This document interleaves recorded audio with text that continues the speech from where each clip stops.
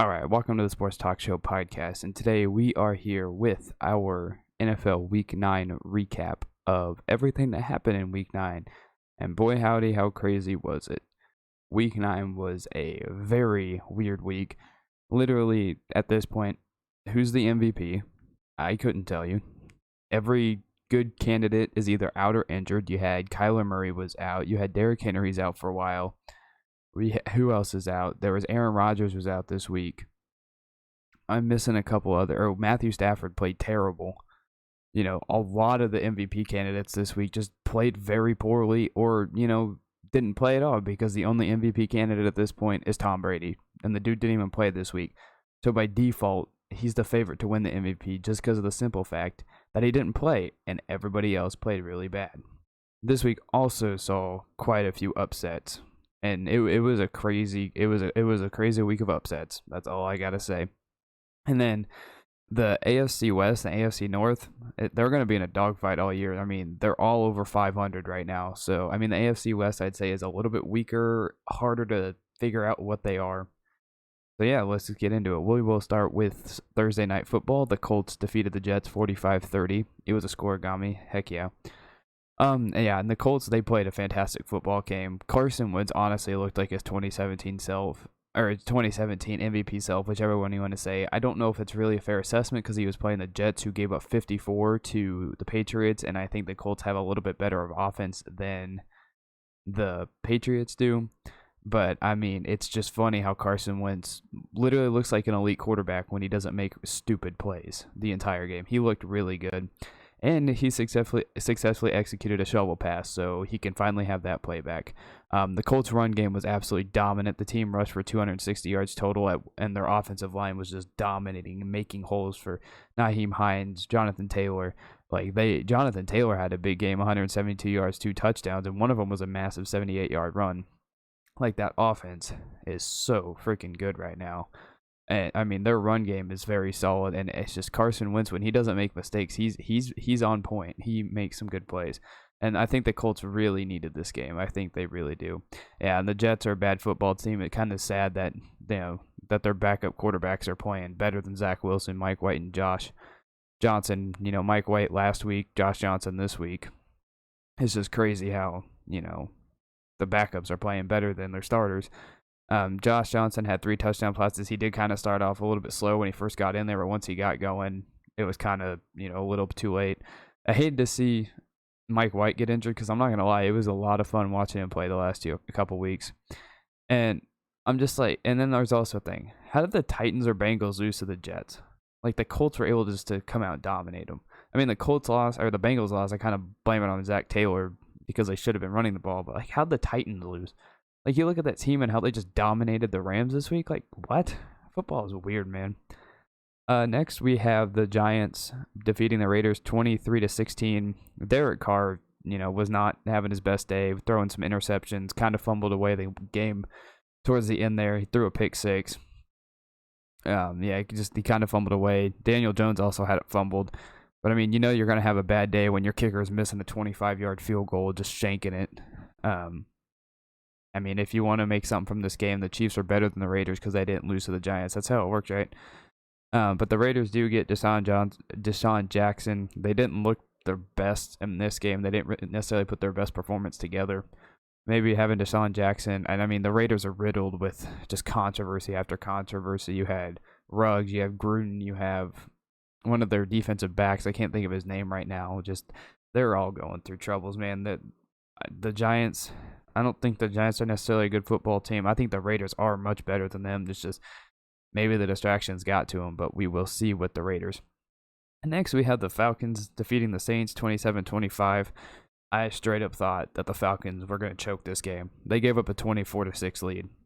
That was the most I think they said that was the biggest lead they have given up since the Super Bowl, and they did that all in the fourth quarter. But, I mean, the Cordell Patterson basically saved the Falcons that game. He's so good for the Falcons. I really think Arthur Smith is utilizing him almost to his fullest potential, if not to his fullest potential, because he's a great weapon. But, man, again, the Falcons, seriously, you have to do this. You seriously have a 24-6 lead, and you almost fumble it. You almost lose it. and you're playing Trevor Siemian, who literally didn't play well until 10 minutes left of the fourth quarter. Like, I mean, the Saints made a huge push, had the lead. Their defense gave up that big play to Cordell Patterson, but what are the Falcons doing? They're the amount of times that they just give up big plays, or the Falcons give up leads. It just does not make any sense how it just continually happens. It really, really does not. Like, is it the culture of the team? What is it? Because the people there that, the memes of the 28-3 aren't even there anymore. So it's a cursed franchise or something. I mean, maybe the Atlanta Braves winning the World Series did take the curse off of Atlanta. Who knows? But yeah, I mean, the Saints, I think, are really going to be looking for a quarterback. That really sucks because Trevor Siemian's not going to be the answer, I don't think. I really don't. I really, really don't. He played good in that fourth quarter, made a push, but, I mean, in theory, if their defense played better on one play, they would have won that game. Next, you have the Jaguars defeating the Bills 9-6. Josh Allen was the star of this game. He intercepted Josh Allen, he sacked Josh Allen, and fumbled the football that Josh Allen fumbled. I'm talking about the Jaguars. Josh Allen, who literally just made a name for himself. Like this was like we all knew who he was. Like people talked about him every time we saw Jags on national TV. But man, he had a very, very, very good game. Like it was really fun to watch. But wait, what is going on with the Bills right now? Like ever since that Chiefs game, they really haven't been playing particularly well. Yeah, it was a close game to the Titans. They lost. Turns out the Titans are very good football team because the Titans, I think all their wins have come against playoff teams from last year. So, like, that's fantastic. But, wait, what are the Bills doing? Like, they lost to the Titans. It took them to the fourth quarter to do something against the Dolphins. And then this week, they only put up 6 points. And I think they said they got into the red zone one time.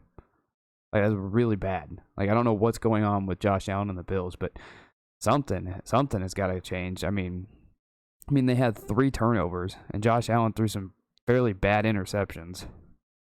But, I mean, the Bills are just not a good team right now, and if you can't score a touchdown against a team like the Jaguars, who have been in shambles for the longest time, like, come on, man. That's just bad. I don't ever want to hear that Josh Allen is better than Mahomes again. Mahomes' career for his first 3 years, he played at an elite level, and now he's in a slump, and now they're saying Josh Allen's better than him. How does that make any sense? Josh Allen played terribly for 2 years, had one good season last year, and he started off this season like slow, played good a couple games, and then now he's back to his awful self. Like, I'm not crapping on Josh Allen. Like, last season it's something hard to do, and it's not really a fluke, but come on, man. I think it's safe to say Mahomes is still better than Josh Allen, even this little bit of a slump that he's having, and I think Josh Allen has fallen out of the MVP conversation. Next, we have the Browns defeating the Bengals 41-16. And I guess this isn't a hot take, but screw it. I'm going to say it anyways. The Browns are better without OBJ. They did it last year. And I hated it for OBJ last year when he got injured. That I never want to see injuries for anybody. But last year when he went down with the ACL injury against the Bengals last year, the Browns played very good football. Baker Mayfield played the best football of his career last year when Odell went down.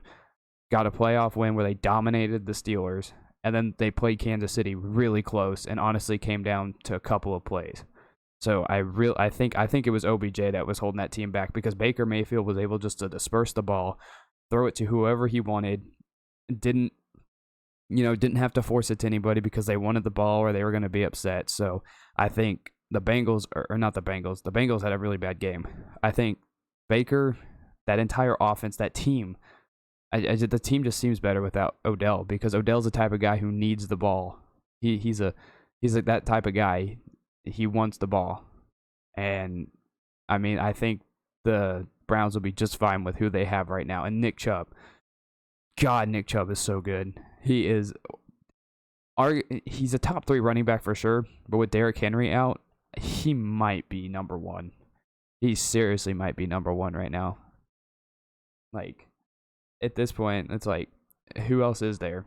Like right now, he's number 1 in football right now. And then the Browns defense definitely came to play, holding the Bengals only to 16 points. And I hope we didn't get too high on the Bengals. because I was really hoping they were good because I like Joe Burrow, I like Jamar Chase, I like their offense, I like how solid their defense has played up until this game.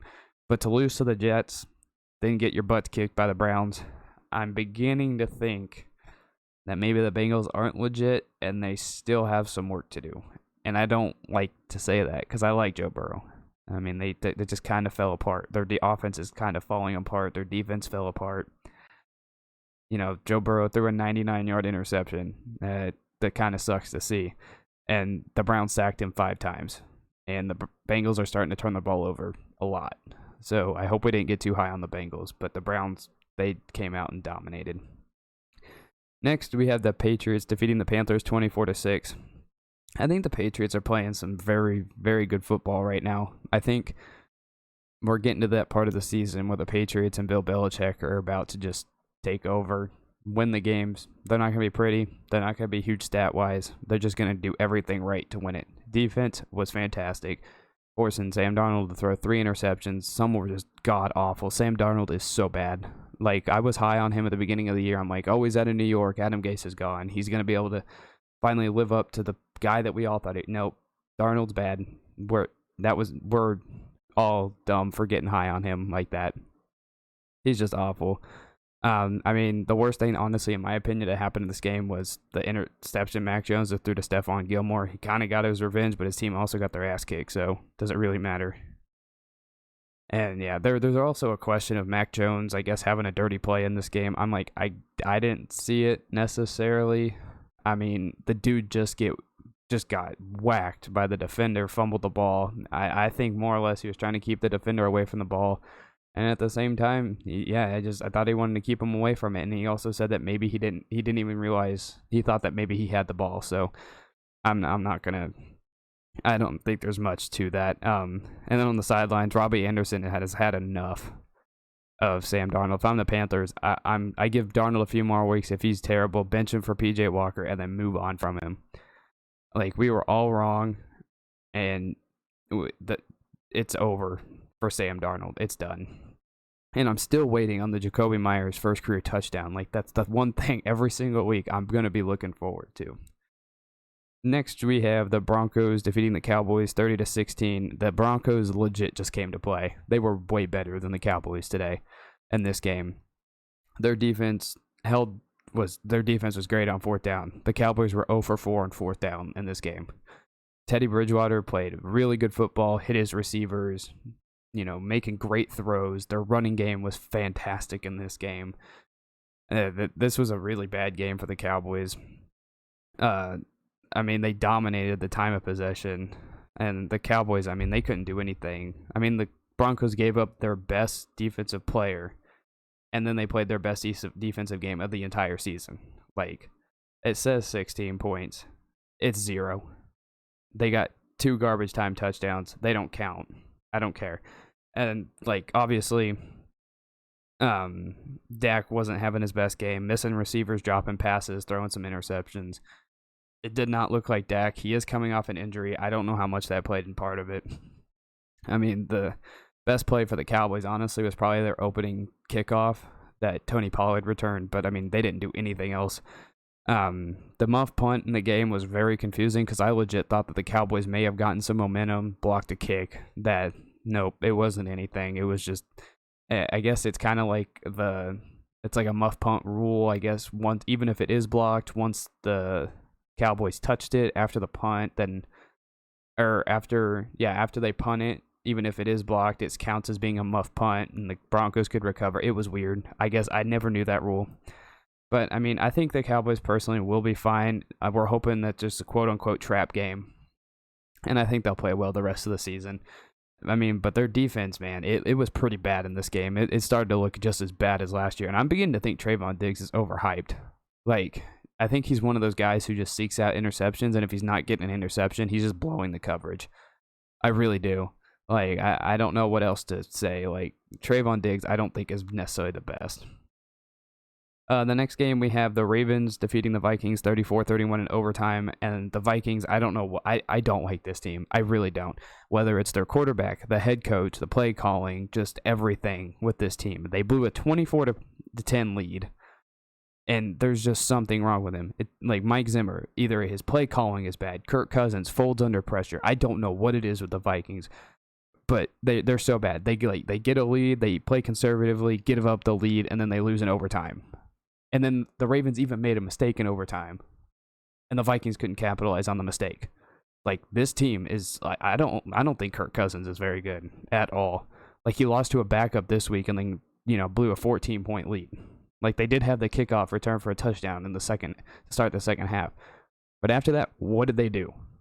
Adam Thielen's great catch at the, to tie the game. Congrats. You choked away a chance to win after Lamar Jackson threw an interception. So, I don't know what else to make of the Vikings. I don't think they're a very good football team. They've lost.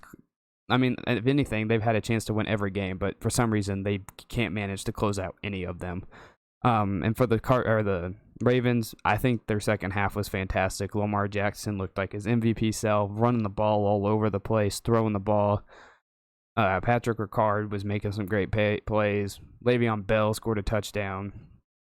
It was just, I think the Ravens scored 21 answered points to even get to the point where they had to force the Vikings to score a touchdown. It's like when you have a 24-10 lead and then you get to the point where you're the ones who have to score a touchdown, yeah, there's something wrong with your team. But the Ravens scored 21 answered points to take the 31-24 lead. And I think the Ravens are the new comeback kings because I think I saw this is their third double-digit comeback this season. And Lamar is the life of the Ravens, honestly. I mean, at this point, he's not letting the big moments get to him. He's making the comebacks, playing well.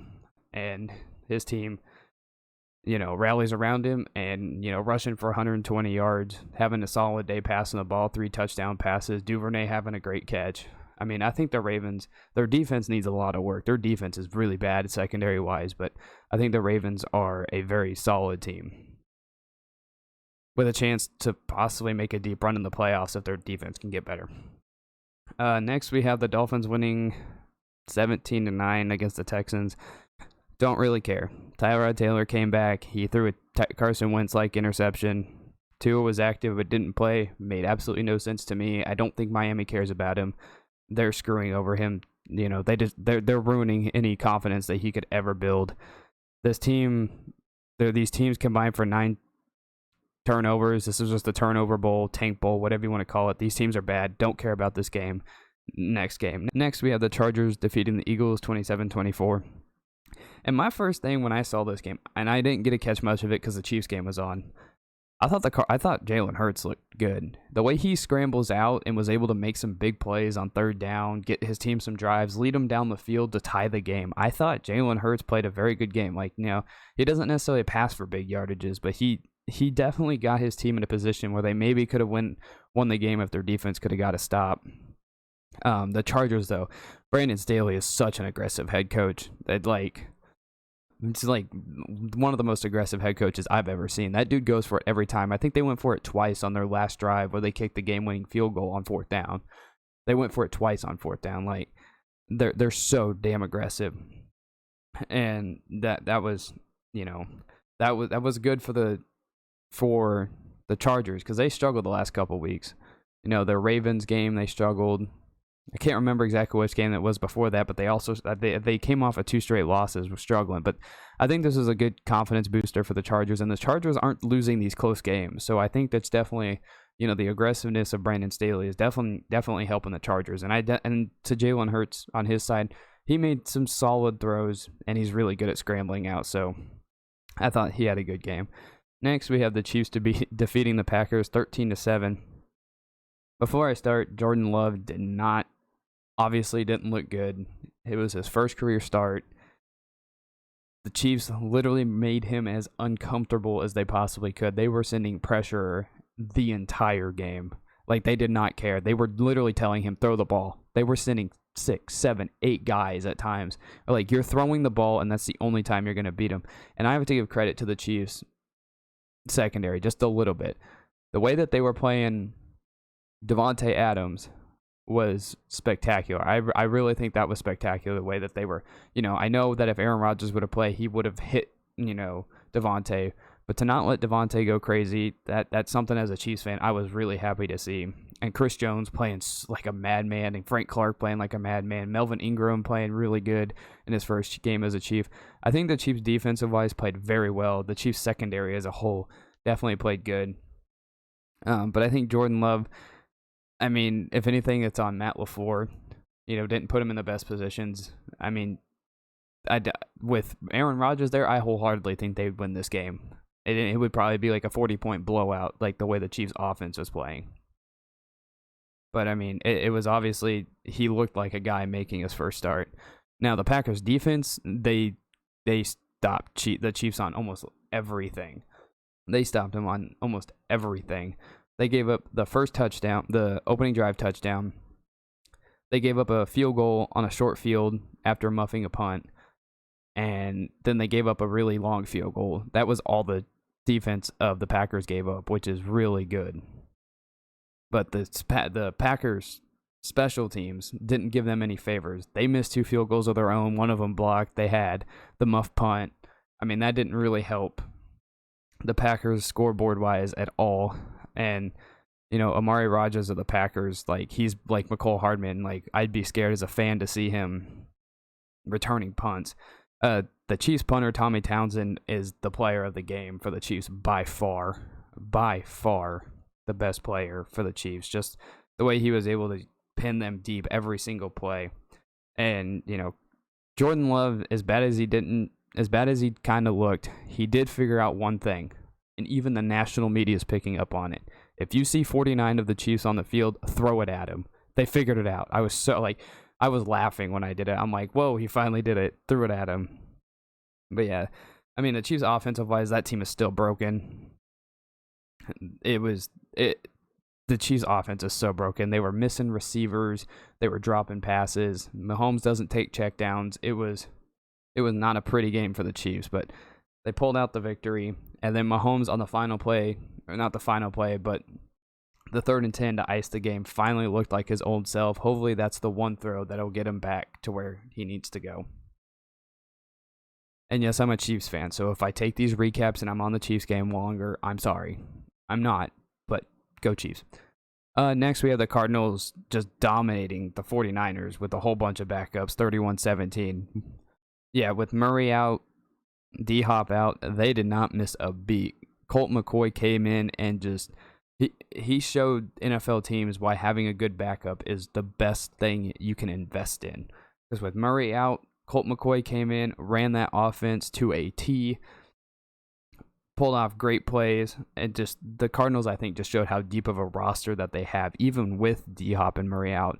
Like, they have Christian Kirk, they have James Conner, they have Zach Ertz, they have, even A.J. Green was out, and they still played well.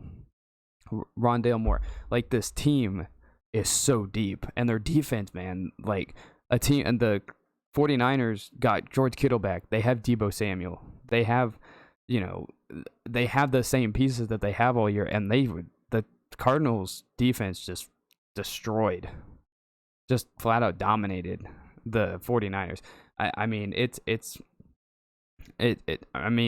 49ers, I don't think, are a good team this year. The Cardinals are a very scary team with playing their backup and the way they played. That the Cardinals are the best team in football. Like, what else? The Cardinals are the best team overall in football. Titans are the best team in the AFC. But what do you say? The Cardinals literally played a fantastic game, 60 minutes of football with backups. Like, what else there's literally nothing else to say. That was a perfect coaching by Cliff Kingsbury and Kyle Shanahan. The 49ers should be ashamed for how poorly their defense played. And for Sunday Night Football, we had the Titans defeating the Rams 28-16. And I don't even think the score doesn't even really tell the whole story for the Titans defense and Titans defense alone. I see people saying that their offense for the Titans was good. I didn't see it. I really didn't. Their offense was set up with a short field, one good drive, and that's about all I saw. And then the Adrian Peterson one late in the game. But I didn't necessarily see the hype behind the Titans offense. Maybe I missed something because, the Rams were playing so poorly. But I don't know. There's something like, I think the Titans will be fine. Their defense played at a complete elite level last night. But I don't know. about the Titans offense being really good. I mean, because the Rams defense, they got three sacks and only gave up 194 total yards. Now, I will say the Rams offense didn't do anything to help them because they looked terrible. Matt Stafford throwing a Carson Wentz-esque interception, and then you had the pick six. Their offense getting nothing going the entire game. It was just bad. Now, there was one play where I just saw the replay a million times today. I swear, he scored I think it was Higbee. He scored a touchdown on that. He did not step out of bounds. I don't see it. I don't understand that replay. I don't understand how they overturn that at all. I really, really don't. But, I mean, that doesn't excuse the fact that the Titans bullied the heck out of that Rams offensive line. Jeffrey Simmons had 3 sacks. I mean, like I said, I don't understand the hype around the Titans offense in this game, but I definitely understand the hype around the defense. You know, holding them to 16 points, holding one of the best offenses in football to 16. This was a true defensive win for the Titans, and they might be the best team in the weirdest conference ever. The AFC is such a weird conference. I mean, Adrian Peterson, I will say, didn't do much, did score a touchdown. But the Rams did have too many penalties to even have a chance to win this.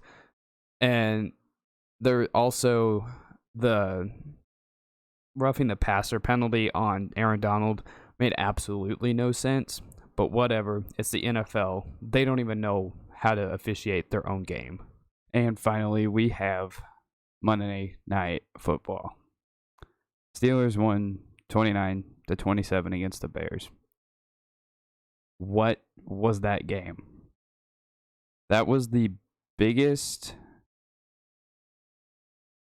example of the refs straight up deciding a game. The Bears got absolutely screwed tonight. I usually I try to look at things with an unbiased look. But sometimes I have a bias towards certain things. That was awful. And that was some of the worst ref ball I have ever seen. Like, straight up. So there was a drive early in the game before it got completely stupid. It was already bad at that point. Where Justin Fields throws a touchdown to Jimmy Graham. And it gets called back for a penalty of like a low block or something stupid. I don't even know what it was. I think it was like a block below the knees, whatever it was. The Bears player never even touched the defender. That was terrible.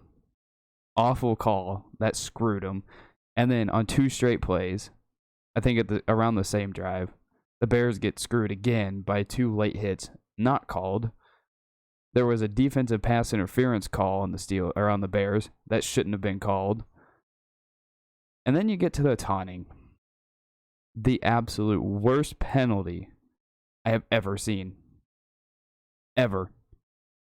This is why the taunting rule, that straight up there is an example of why the taunting rule is terrible.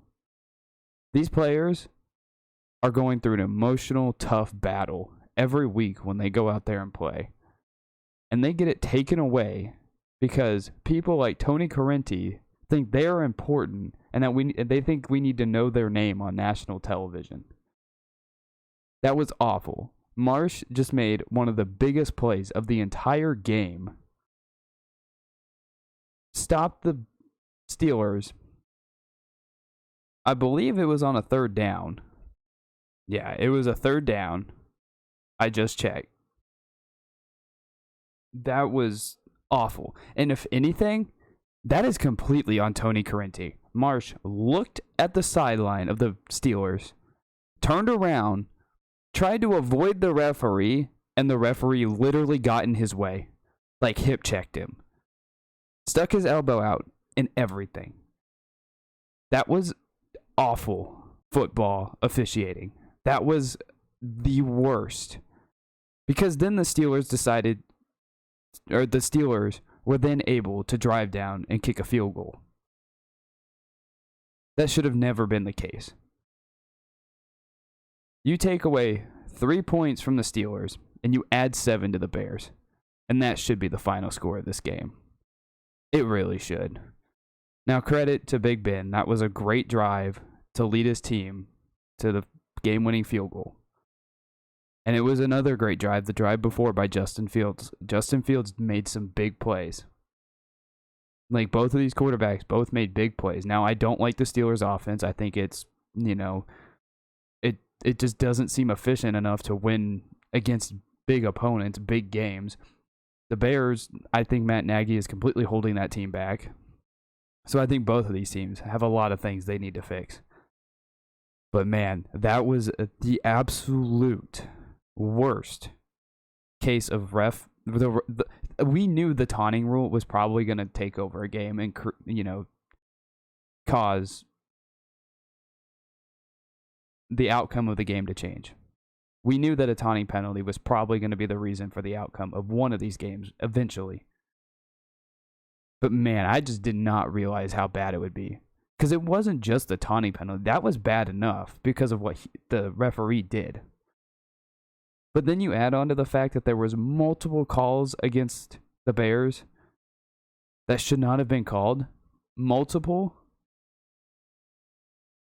Like, you've got to be kidding me. The NFL needs to change this. And Twitter doesn't agree on much. But when taunting is literally trending within 3 minutes right after it happens, you know you messed up. You know you messed up. Rarely does any issue trend after 3 minutes of it happening. But it was immediately trending. This was awful. And I know this isn't much of a recap to the game, but what is wrong with it? What is wrong with the NFL? Again, the Steelers' offense needs work. I love their defense. I think TJ Watt's the best player, possibly the best defensive player in football right now. And Justin Fields made some big plays. The Bears' defense made some really good plays throughout these games. There was moments on both sides I thought were good. But when the refs take over the headlines for a game, and we can't even discuss the on-field product that happened because they think that they're important and they need to take over and change the outcome of the game, make their presence felt, there's not a place for that in football. There's really, really not. This was awful. I feel so bad for the Bears because that team fought hard. That fourth quarter, they did everything they could to come back. Scoring 21 points in the fourth quarter? What else is the team supposed to do? They fought hard and get screwed by penalties. I don't think the Steelers deserve to win that game. I really don't. I know I say I try to be unbiased on this, but at the same time, it's mine. I get to decide what's said. But this was awful. This was terrible. I don't know what else to say. Screw the NFL. And screw them forever implementing this rule into football. Thank you guys so much for watching. Thank you guys so much for listening. Give me your thoughts down below, what you thought of Week 9. And I hope to see you in the next one.